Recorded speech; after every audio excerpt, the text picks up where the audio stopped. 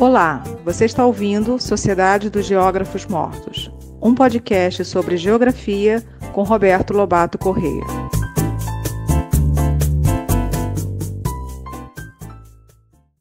Boa tarde a todos e a todas.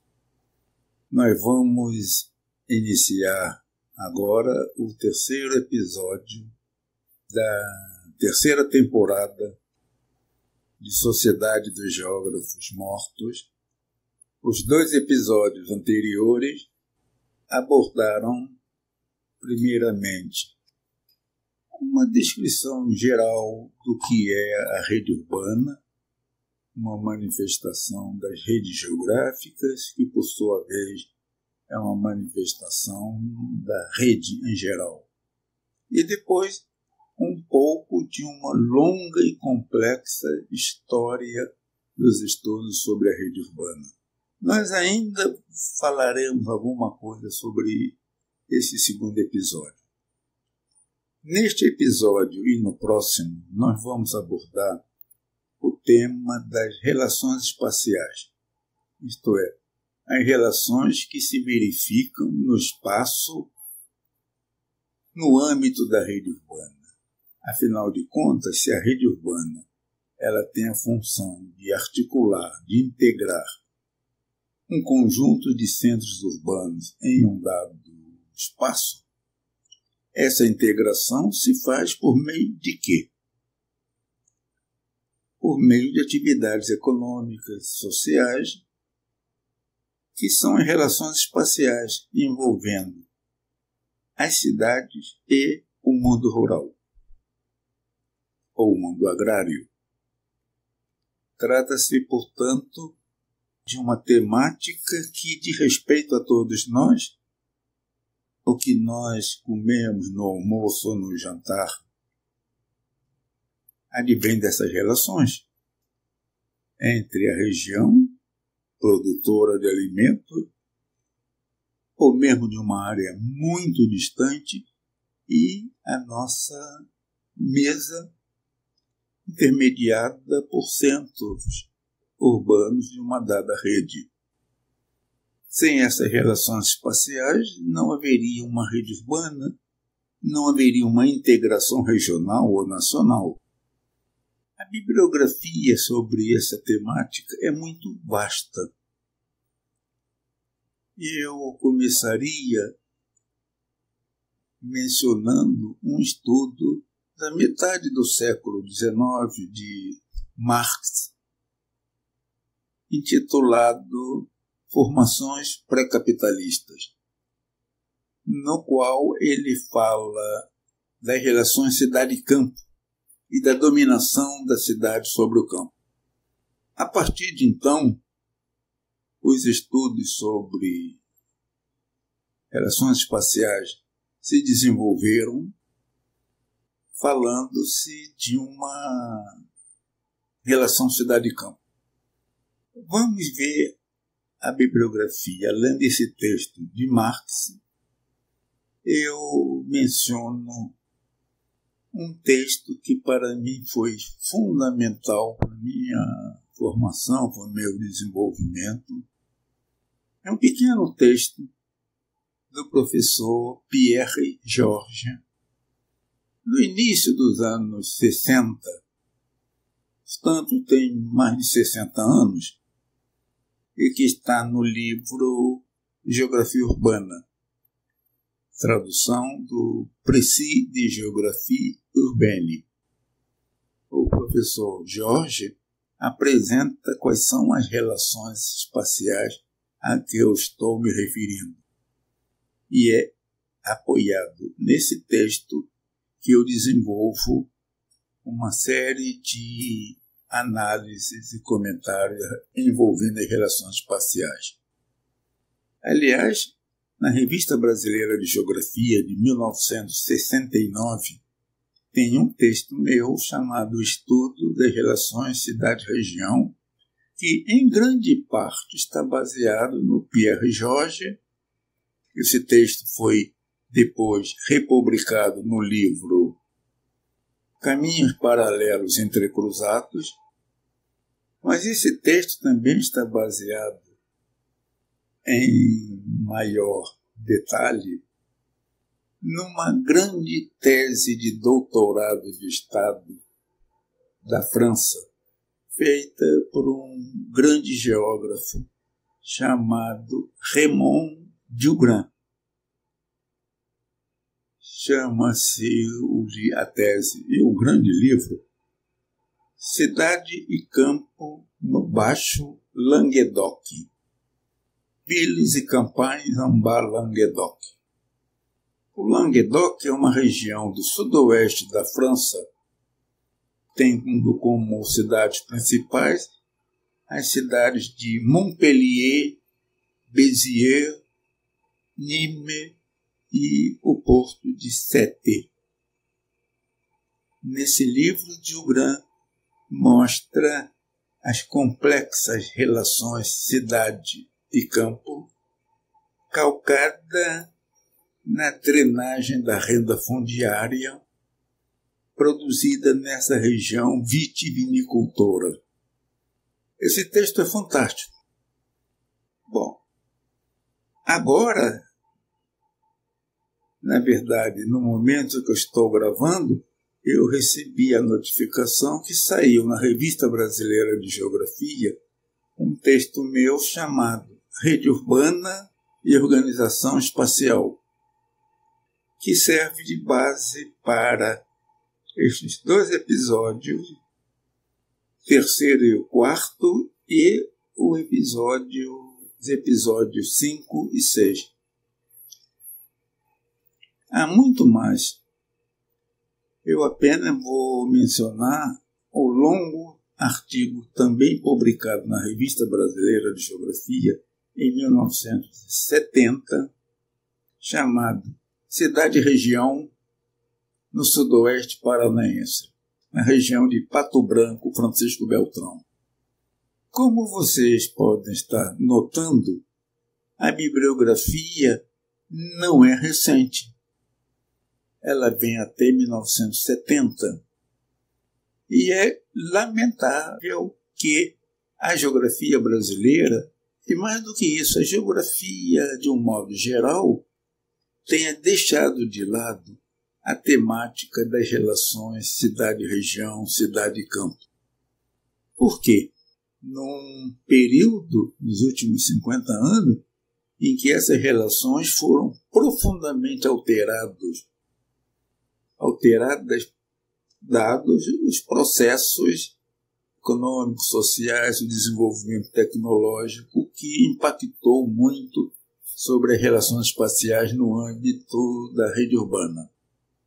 Eu lamento também que essa temática, que foi importante na geografia francesa na década de 60 e foi importante no Brasil também nesse período, por influência francesa, tenha sido deixado de lado. Só não está totalmente de lado porque o grupo de estudos RECIME, Rede de Cidades Médias, organizado pela professora Maria Beltrão Espósito, de Presidente Prudente, tem feito inúmeros estudos sobre cidades médias em todo o território brasileiro, estudos esses nos quais as relações espaciais aparecem. Mas vamos começar a discutir propriamente o tema. O tema aparece na literatura sob o título de Relações Cidade e Campo, tal qual Marx e outros apontaram. Ora, no mundo atual, as relações são muito mais complexas, de muito ultrapassar um limite de uma relativa proximidade de um quadro local ou regional em torno de uma cidade. Essas relações continuam, mas se ampliaram. A grande cidade hoje tem uma espacialidade em termos de interações espaciais que abrange inúmeras cidades menores, inúmeros tipos de áreas agrárias, sendo melhor, no meu entender, falar de relações cidade-região. Isso é passível de discussão, mas, na minha opinião, essa expressão cidade-região envolve áreas mais amplas e se aproxima muito mais da natureza das relações espaciais em termos de sua área de abrangência, ainda que haja muitas relações a longa distância, fora de qualquer contexto regional. Mas tudo isso aponta a complexidade com que o tema tem e a necessidade permanente de se continuar fazendo pesquisas sobre as relações espaciais envolvendo cidade e região. Quais são estas relações cidade-região? Esse é um tema em aberto. Eu vou me ater à definição de Pierre Georges, admitindo que a natureza intrínseca dessas relações a serem enunciadas tenham sido alteradas e que é possível que novas interações não só apareçam, como trazem em si profundos impactos no conjunto das relações espaciais. Mas esse, eu repito, é um problema da nossa pesquisa. É um problema sério que envolve reflexões teóricas e aportes metodológicos. Por outro lado, isso é muito bom, porque isso incentiva a pesquisa, incentiva o debate nessa temática extremamente significativa. Quais são as relações que se dão no âmbito da rede urbana? Essas relações são orientadas em duas direções distintas. A primeira envolve as relações, ou seja, fluxos da região para a cidade. De outro lado, há relações, fluxos da cidade para a região. Fluxo de mão dupla que não são os mesmos. Isso traz à tona a complexidade das relações espaciais e, ao mesmo tempo, aponta para a necessidade de se considerar que essas relações espaciais elas são formas de dominação, de controle da cidade sobre a região. Essas relações estão integradas, mas é possível analiticamente separá-las, verificá-las cada uma de per si, admitindo-se a integração desse conjunto de relações. Ora, gente, isso pressupõe, eu repito, uma longa e séria pesquisa de campo. Longa e séria pesquisa de campo com estudos de densidade significativa. Não é possível estudo superficial. Nós vamos ver que o que aparenta ser uma relação da região para a cidade pode ser visto também como sendo uma relação da cidade para a região. Nós devemos estar atentos e estabelecer as conexões entre cada uma das relações que vão ser enunciadas aqui, mostrando que existe uma diversidade integrada de relações entre cidade e região. Quais são essas relações? Do campo ou da região para a cidade.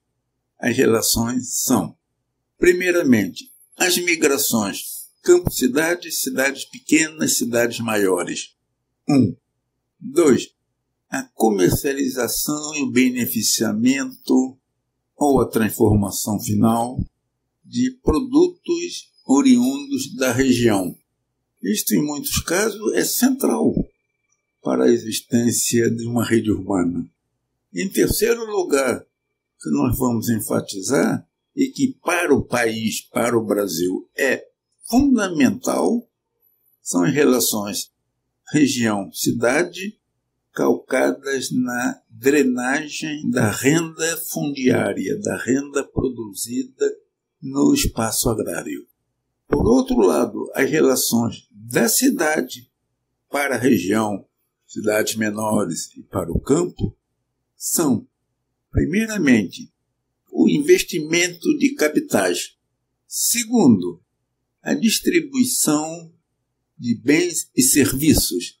E, em terceiro lugar, a difusão de ideias e valores. Então, nós temos 3 tipos de relações: região-cidade e 3 tipos de relações da cidade para a região. Alguns autores falam que são os 2 ciclos de exploração da cidade em relação ao campo, em relação à região. Vamos, então, ver as relações entre campo e cidades pequenas para a grande cidade, ou para as cidades maiores. Eu cada vez mais me convenço da necessidade de longos e sérios estudos empíricos para que nós possamos avançar nesse terreno. Vejamos então as migrações. Eu não estou me referindo às migrações a longa distância. Migrações, por exemplo, de refugiados do Oriente Médio para a Europa. Essas migrações ultrapassam os limites das relações cidade-região. Nem estou me referindo às migrações que no passado se verificaram envolvendo, por exemplo, populações do interior da Ásia para a Europa. Nem estou me referindo às relações migratórias de escravos da África subsaariana para o amplo continente americano. Esses tipos de relações enquadram-se melhor no âmbito de uma pesquisa demográfica ou de geografia da população, ultrapassando muito os limites de uma análise das relações cidade-região. Essas migrações, que caberiam bem no âmbito dos estudos demográficos de geografia da população, elas não têm a permanência, o caráter cotidiano, semanal, mensal, que tem as relações cidade-região. É sobre elas que eu vou me referir. Vejamos então as relações cidade-região, considerando os deslocamentos populacionais do campo para a cidade, tendo pequenas e médias cidades como intermediárias nesse processo migratório. Por que existem essas relações? Elas existem em razão, de um lado, de uma crise no mundo agrário, seja pela produção de excedentes demográficos que a pequena atividade agrícola, agricultura camponesa, ou mesmo de pequenos agricultores mercantis, não suporta mais. É pelo esgotamento dos solos, em razão de uma intensiva utilização desse solo, em grande parte com base em sistemas agrícolas precários, de forma que há migrações, fluxo de excedentes demográficos do campo para a cidade, muitas vezes mediatizada pelas cidades intermediárias. Mas também há fluxos oriundos de investimentos de capitais no mundo agrário, estabelecendo-se uma modernização agrária de tal maneira que se criam excedentes demográficos, dado o desenvolvimento de complexos agroindustriais com alta tecnologia que libera a mão de obra. São essas, no meu entender, os 2 principais motivos pelos quais há um fluxo do campo para a grande cidade. Mas também migrações das pequenas cidades para a grande cidade, no interior da ampla região, sob o controle da grande cidade.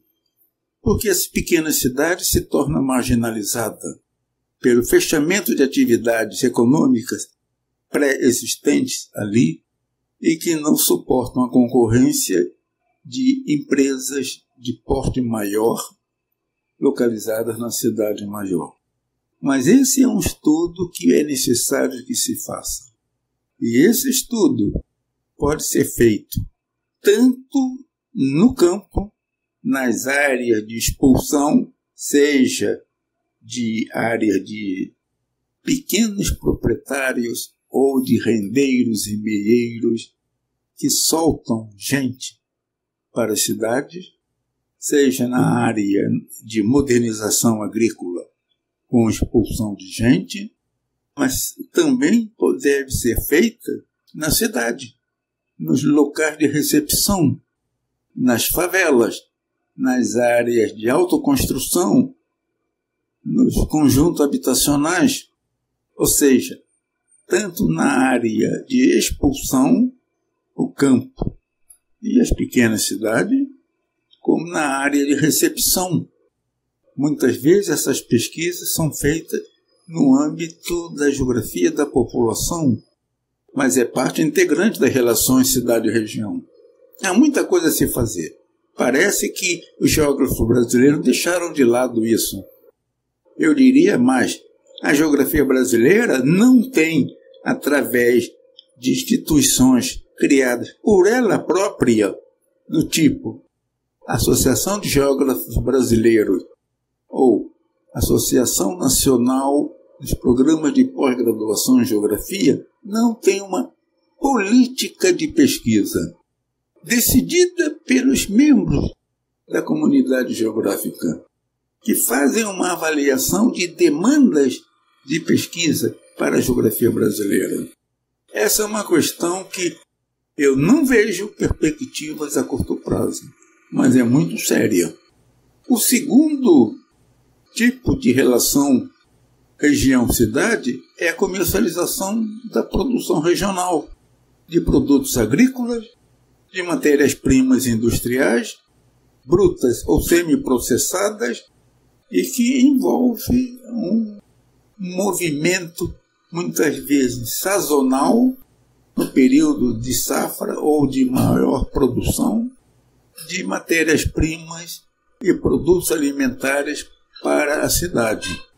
Uma pergunta central nesse estudo é saber quem são os agentes sociais que patrocinam e que participam desse processo de comercialização do campo para a cidade, processo esse que no passado era muito complexo, envolvendo pequenos fluxos da zona rural para cidades pequenas, desta para cidades maiores até chegar à metrópole, e que hoje pode ser feito diretamente do campo para a pequena cidade e desta para a grande metrópole, ou, no caso de uma produção em larga escala, diretamente da zona produtora para a grande cidade. Quais são os agentes?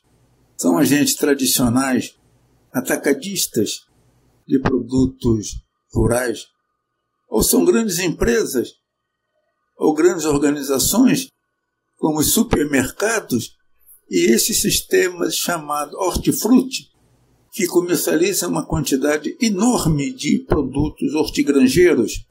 Há que se pensar ainda na produção e comercialização de cooperativas de produção. Há um campo enorme a ser estudado. E o terceiro exemplo, terceiro tipo de fluxo do campo para a cidade, diz respeito a um tema muito pouco estudado.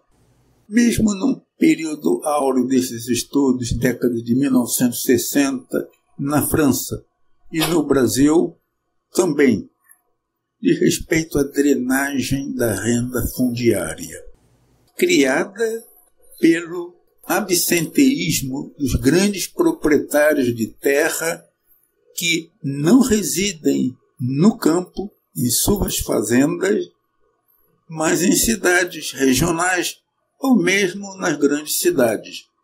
Esse absenteísmo parece que ter sido ampliado com o desenvolvimento das vias de circulação, dos meios de comunicação e controle da cidade sobre o campo. Mas o fato é que a renda fundiária é drenada, produzida no campo, mas drenada para a cidade, indo se traduzir na construção de bairros de luxo, grandes edifícios habitados por proprietários fundiários que, de longe, controlam a produção, fazendo com que, na verdade, o fluxo de renda do campo para a cidade é, na verdade, uma forma de controle e dominação da cidade sobre o campo. Ora, gente, isso é fundamental aqui no Brasil. O Brasil é um dos países campeões de drenagem da renda fundiária. O que é uma grande parte da elite brasileira, se não oriunda dessa drenagem da renda fundiária? O que é que sustenta os partidos do chamado centrão importante na política brasileira? Nefastamente importante na política brasileira. Em grande parte está apoiada na drenagem da renda fundiária, no absenteísmo de proprietários rurais que controlam, criam territórios de controle, drenando renda para ser investida na cidade e mesmo fora da região. E, nesse sentido, nós podemos ver regiões de produção agropastoril vazias de população, com uma atividade agropastoril avançadíssima.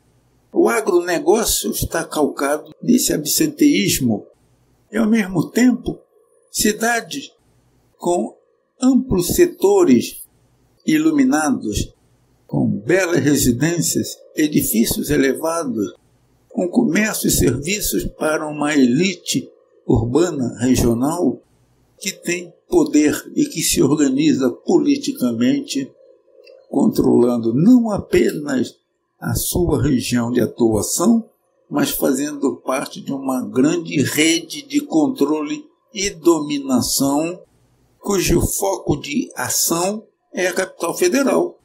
Esse é um tema a ser feito. Cidades regionais importantes, como Santa Maria, Lages, Maringá, Presidente Prudente, Ribeirão Preto, Uberlândia, Campos, Juiz de Fora, Vitória da Conquista, Campina Grande, são centros que a renda fundiária tem um peso muito grande. O que dizer das fachadas luminosas das grandes cidades, com seus belos prédios à beira-mar? Em grande parte, essa beleza feia desses setores luminosos deve-se à drenagem da renda fundiária. Esse é um tema extremamente importante para ser pesquisado, para que se possa compreender a rede urbana brasileira. Muito obrigado pela atenção de vocês. Até a próxima.